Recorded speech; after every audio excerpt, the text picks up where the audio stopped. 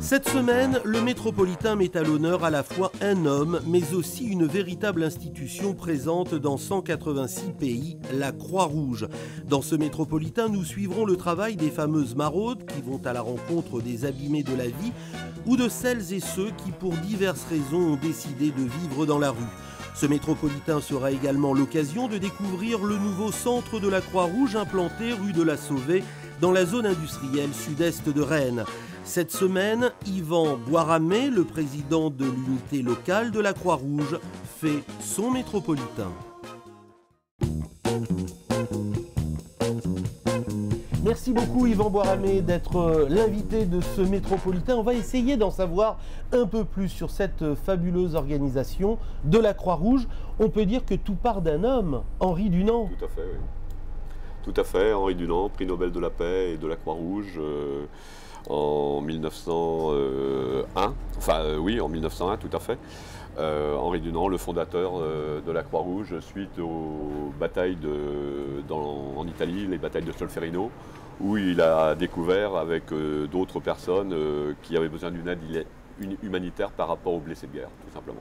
C'est-à-dire qu'il fallait à ce moment-là dire il y a des combats, il y a des choses atroces, stop, on arrête, et on soigne. Et on soigne, surtout on vient en secours aux blessés de guerre.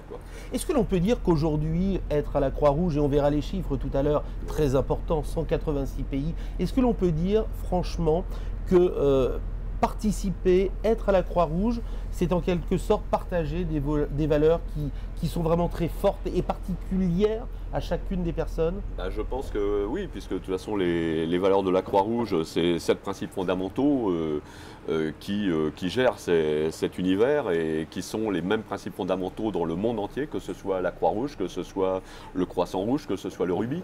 Et la Croix-Rouge, elle est internationale, sous d'autres noms dans d'autres pays, bien sûr. Mais toujours avec le même esprit, l'esprit de venir en aide aux autres. Alors Yvan Boiramé, vous connaissez le principe de l'émission, vous êtes venu avec votre cartable et très certainement l'objet qui symbolise au mieux votre personnalité. Alors quel est cet objet? Cet objet, c'est peut-être pour ça d'ailleurs que je suis arrivé à la Croix-Rouge, c'est un livre de guerre de mon père, tout simplement, qui date... mon père est rentré plusieurs fois dans une chambre à gaz, malheureusement. Il s'en est toujours sorti et comme par hasard, il a été démobilisé complètement à la fin de la guerre. Il est arrivé le dernier à Rennes et géré par la Croix-Rouge déjà à l'époque. C'est vraiment chargé d'émotions, évidemment, quand on regarde cette écriture. On a vraiment envie de dire, Yvan, il y a de l'émotion, c'est bouleversant. C'est d'autant plus bouleversant qu'il a arraché, pour pas que ses petits-enfants le voient, il a arraché certaines pages qui étaient pas belles à voir et donc il a préféré les arracher avant de mourir. Mais ne jamais oublier quand même, je suppose que c'est pour vous, vos enfants, pour vos proches, quelque chose de très important. C'est une continuité dans l'histoire et surtout ne jamais oublier et surtout également que ça ne se reproduise jamais. On peut peut-être aussi comprendre cet engagement que vous avez en direction des autres. Votre papa vous a peut-être aussi donné ce supplément de richesse humaine parce qu'il faut aussi pouvoir se dépasser pour aller aider aux plus proches celles et ceux qui en ont vraiment besoin. Tout à fait, parce que moi je sais que mon père a énormément souffert de ça puisqu'il s'est retrouvé prisonnier jusque dans les plaines de Silésie. Avec des tentatives d'évasion à multiples reprises et très engagé politiquement à son époque, au niveau de la ville de Rennes et tout ça. Et moi, j'ai choisi un autre chemin, c'était un engagement, mais un engagement plus humanitaire, je dirais. Aller à l'encontre des personnes qui sont dans la précarité, à l'encontre des gens qui sont dans le besoin. Alors Yvan, on a vraiment envie de donner tout de suite le tempo de la Croix-Rouge. On aurait pu montrer des clips d'Adriana Carambeu, c'est vrai que c'est une notre effigie ambassadrice de charme et de choc. On a préféré aussi montrer que la Croix-Rouge avait fêté ses 150 ans avec un magnifique, mais un très beau clip que l'on va voir à présent, que Dominique Giamotto, qui réalise cette émission, va nous diffuser. L'homme est fait pour rester debout. L'homme est fait pour rester debout. Les images, la force du slogan, regardez.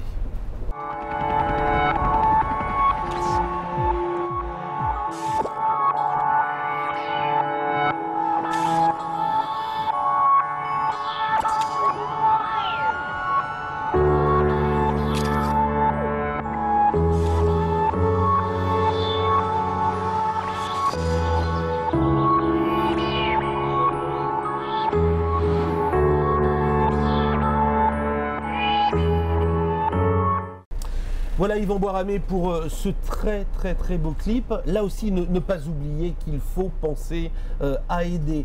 La Croix-Rouge, en termes de chiffres, c'est quand même quelque chose d'assez important. 53 000 bénévoles, 18 000 salariés. Ouais, c'est une force économique. Ouais, je pense qu'il n'y a pas d'autres associations de cette ampleur-là. Surtout, on parle des chiffres au niveau national, mais au niveau international, par le biais du CICR et tout ça en Suisse, c'est fabuleux, quoi. Il n'y a qu'une association comme la Croix-Rouge à représenter ce genre de phénomène. La force aussi, c'est le maillage du territoire, voilà, ce qui permet aussi d'aller au plus près. Tout à fait, on parlait tout à l'heure de 53 000 bénévoles, mais 53 000 bénévoles, c'est 900 délégations locales et 95 délégations départementales à travers tout le territoire. Et toujours pareil, avec les mêmes optiques, les mêmes principes de gestion, les mêmes principes fondamentaux, de façon à ce que la Croix-Rouge, au niveau national et international, fonctionne partout de la même façon. Lorsqu'un bénévole pousse les portes de la Croix-Rouge pour venir aider, généralement, qu'est-ce qu'il vous dit? Est-ce qu'il a vraiment un ou deux marqueurs très précis?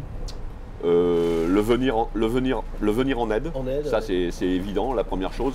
Je dirais qu'à partir du moment où un bénévole pousse les portes de la Croix-Rouge, comme on lui répond souvent, déjà, à partir du moment où il a poussé les portes, il est déjà bénévole.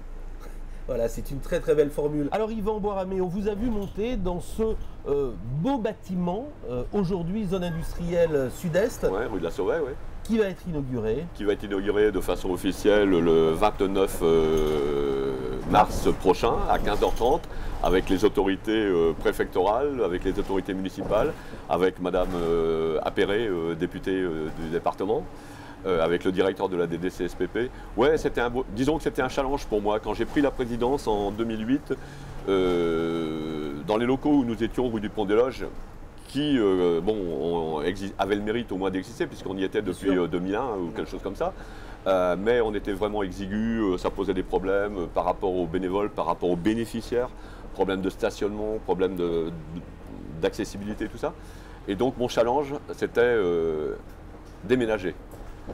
Mon premier mandat s'est terminé donc en 2012, puisque les dernières élections m'ont renouvelé pour 4 ans jusqu'en 2016 maintenant. Et mon deuxième challenge, alors on verra plus loin si ça peut se faire, ce serait de pouvoir monter un centre d'hébergement d'urgence géré par la Croix-Rouge sur Rennes. Vous connaissant votre engagement et cette capacité à fédérer autour de vous, je n'ai pas trop d'inquiétude et tout ceci sera vraiment pour le plus grand bien. Ouais, parce qu'il y en a besoin et puis quand on voit le nombre de personnes dans la précarité et dans l'urgence de la rue surtout, je pense que réellement il y a besoin d'un centre d'hébergement. Alors justement, on va suivre ce reportage de Philippe Berthoud qui a suivi une maraude. Un mardi soir, vous allez comprendre l'engagement aussi de vos bénévoles à la Croix-Rouge. C'est un reportage qui est signé Philippe Berthoud. 20h30, c'est le départ de la maraude du SAMU social de la Croix-Rouge. L'équipage de 4 bénévoles part à la rencontre de la détresse humaine, en l'espèce tous ceux qui vivent dans la rue. Ils vont d'abord répondre à l'appel d'un restaurateur, leur demandant de prendre en charge un individu visiblement perdu. Donc ils avaient appelé les pompiers parce qu'il ne se sentait pas bien, il a fait un petit malaise cardiaque. Et puis là, ils l'ont laissé attendre que nous on arrive. Vous avez une carte Est-ce que vous avez la CMU? J'ai même pas la CMU. Vous n'avez pas la CMU non plus? Plus de place d'hébergement d'urgence et compte tenu de ses antécédents médicaux, la décision est prise de l'emmener aux urgences de l'hôpital de Pontchaillou. Pratiquement tous les soirs, chaque fois qu'on appelle le 115, on sait que à coup sûr on n'aura pas de place. Donc pour nous c'est la difficulté de trouver un endroit où mettre les personnes à l'abri, surtout quand il fait froid. Parce qu'il y en a quand même pas mal qui restent dehors. Même pour eux, c'est aussi un parcours du combattant parce que il faut qu'ils appellent à partir de 9h le matin et malheureusement, ils ne sont pas toujours entendus et puis ils se désespèrent, donc à la longue ils finissent par ne plus appeler et rester carrément dehors et se réfugier comme ils peuvent dans un endroit à peu près abrité du froid. Parce que c'est un petit camp. Ah bah non, c'est pas le moment. Remarquez, vous n'êtes pas trop loin pour vous faire soigner. Cette pause forcée aux urgences nous permet d'en savoir plus sur la motivation des bénévoles de la Croix-Rouge. C'est un besoin, d'une part, d'apporter quelque chose parce qu'on sait que, par expérience, les gens de la rue nous attendent. On leur apporte un petit peu de bonheur, un petit peu de chaleur, ils savent bien nous le dire. Et c'est un vrai bonheur parce que nous, on est quand même bien lotis par rapport à certaines personnes. Donc, partager un petit peu de soi, donner un peu de soi, c'est aussi important, je pense, pour les autres. Je trouve que c'est quelque chose d'important et qu'il faut poursuivre parce que malheureusement, au fil des années, on se rend compte que le niveau de pauvreté continue à augmenter. On a de plus en plus de personnes dans la rue, des personnes relativement jeunes. Donc il faut vraiment continuer à s'investir et je pense que l'action que l'on mène, c'est forcément une action qu'il faut faire sur le long terme. Si on souhaite s'investir dans la Croix-Rouge pour une année ou 2 années, on n'a pas le temps de bien percevoir tout l'intérêt de ce qu'on peut faire et je pense qu'on passe à côté de quelque chose d'important. La maraude reprend sa route avec un petit itinéraire précis pour retrouver les habitués. C'est parfait. Tu veux un peu de viandox dedans ou pas? Ouais. Au-delà de la distribution de boissons et nourriture, les bénévoles vont passer quelques minutes à échanger. Des gens que je connais depuis 30 ans de la vie, tu renagom, enfin, pas forcément tout le monde là, mais je veux dire, je connais tout le monde. T'inquiète la vie. À la Maraude, j'ai connu ça, mais j'ai connu ça place Sainte-Anne, c'était carrément la gamelle qui passait. La soupe populaire qu'on appelle ça. T'inquiète la vie. Toi, poulet crudité ou céleri remoulade? Céleri, ça rend amoureux. Je préfère la crudité, moi. Tu veux la créditer? Place Charles de Gaulle, à Rennes, un autre groupe attendait le passage de la Croix-Rouge. C'est important qu'elles viennent parce que moi, si j'avais pas eux, je serais encore plus dans la merde, que je suis, parce que je suis dans la merde.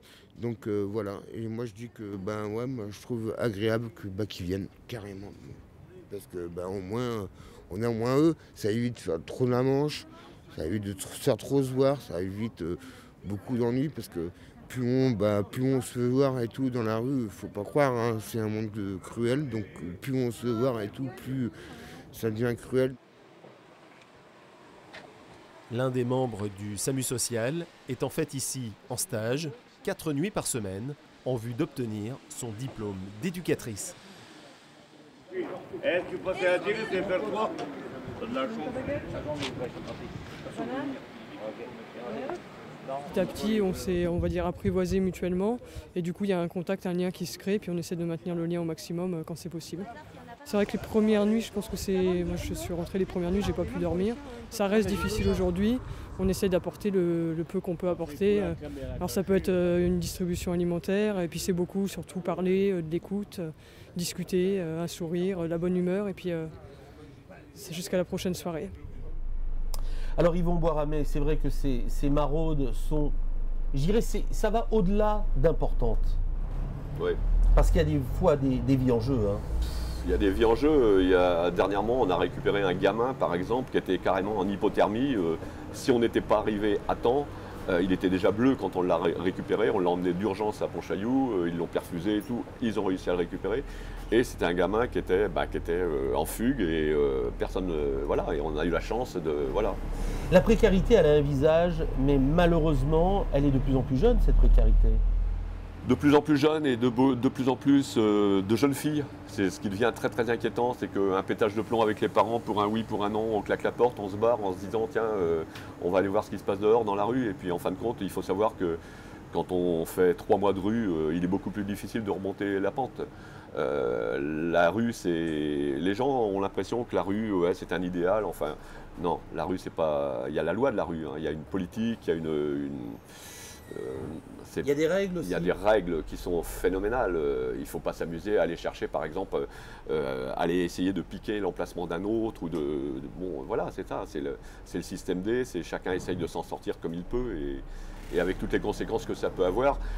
Sachant qu'on parle souvent du SAMU social pendant la période hivernale qui se termine le 31 mars. Mais il y a autant de personnes qui meurent dans la rue l'été par déshydratation, par tout un tas d'autres maladies qui, à cause de la chaleur, se propagent beaucoup plus rapidement. Alors, nous allons suivre un autre reportage directement au cœur de la Croix-Rouge, zone industrielle sud-est, parce qu'il s'y passe des choses. Il y a beaucoup de monde et beaucoup de chaleur en termes d'accueil, parce qu'il faut aussi accueillir, savoir réconforter et puis savoir donner. Il y a 3 mots, j'ai vraiment bien retenu 3 mots très forts. Je m'engage, je me forme, je donne. On peut en faire un, on peut en faire 2, on peut faire les 3. C'est dans votre philosophie. Je dirais qu'à partir du moment où on veut donner, il faut d'abord passer par l'engagement, mais il faut également se former. C'est tout à fait ce que vous dites. Parce qu'on ne peut pas s'engager et donner sans être formé à certaines règles bien précises. On ne fait pas de la pédagogie humaine et de la psychologie humaine sans avoir un minimum de formation. Reportage au cœur de la Croix-Rouge pour cette unité locale à Rennes, reportage de Philippe Berthoud. Dans les nouveaux locaux de la Croix-Rouge, zone industrielle sud-est à Rennes, 4 matinées par semaine. C'est la queue pour la distribution du courrier. Ce qui se passe, c'est que la majorité des gens ici sont en demande d'asile. Donc la première domiciliation administrative qu'ils auront, ce sera ici pour compléter leur demande d'asile. Donc on est habilité à en faire 65 par mois, 65 domiciliations de demande d'asile par mois. Et actuellement, nous sommes à peu près 1350-1400 domiciliés qui viennent chercher leur courrier. La semaine prochaine maintenant, vous venez jeudi prochain? Vous savez où est la poste?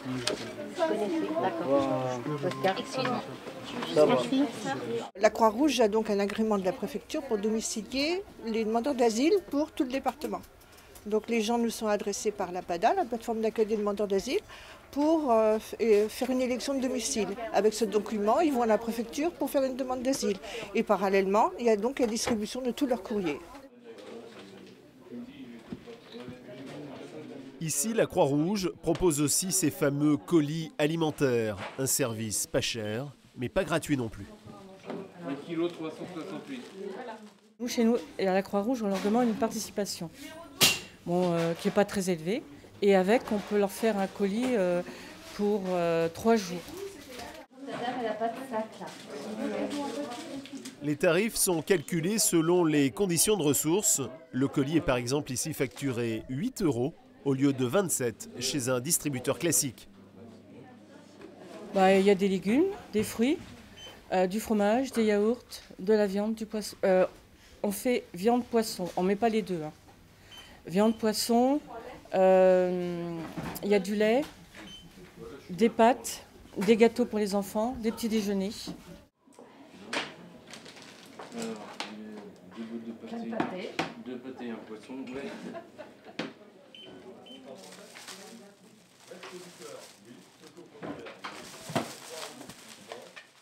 Des fois, il y en a qui viennent pour 1 mois. Bon, on les aide pour 1 mois.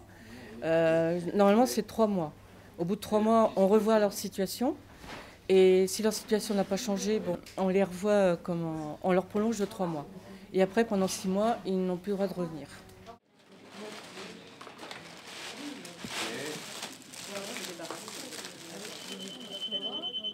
Depuis quelques semaines, ces nouveaux locaux de la Croix-Rouge abritent aussi une Vesti-boutique, un magasin de vêtements neufs et d'occasion à petit prix. Donc les vêtements d'occasion, c'est des vêtements qu'on reçoit de particuliers, donc ils nous déposent dans le conteneur qu'on a juste en face du bâtiment. Et puis sinon, donc les vêtements neufs, donc c'est des vêtements que je commande sur le catalogue de Don Nature. Donc c'est un catalogue qui est fait par la Croix-Rouge nationale. Du coup, on en reçoit un tous les mois. Et du coup, ça nous permet en fait de commander des produits neufs. Donc on va avoir des vêtements, on va avoir des produits d'hygiène, des fois il y a des meubles, on a un peu de tout. La clientèle est constituée des bénéficiaires de la domiciliation et de l'espace alimentaire de la Croix-Rouge. Les pantalons neufs, on va les vendre là ils sont à 3,50 €. Les blousons, ils vont être à 4 €. Voilà. Là, par exemple, on a reçu j'avais commandé des sous-vêtements. Donc les sous-vêtements, par exemple, un soutien-gorge, je vous en avais pour 2,50 € au lieu de 15-20 € en magasin. Donc c'est quand même sympa. À l'intérieur de cette Vesti-boutique, un espace bébé tenu par une ancienne puéricultrice.